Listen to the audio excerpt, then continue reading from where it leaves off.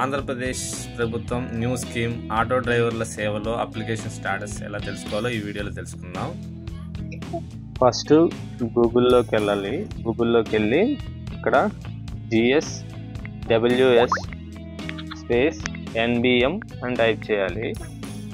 Type చేసి search నొక్కాలి. Search నొక్కిన తర్వాత NBM అని ఉంటుంది ఫస్ట్ది, అది క్లిక్ చేయాలి. చేసిన తర్వాత ఇలా డాష్ బోర్డ్ ఓపెన్ అవుతుంది.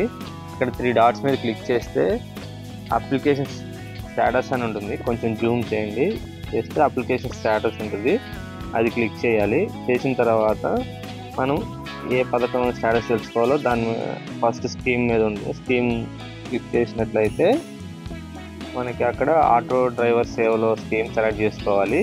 తర్వాత అక్కడ ఈ నెక్స్ట్ ఇయర్ సెలెక్ట్ చేసుకోవాలి, 25-26. నెక్స్ట్ ఇక్కడ ఆధార్ నెంబర్ ఎంటర్ చేయాలి.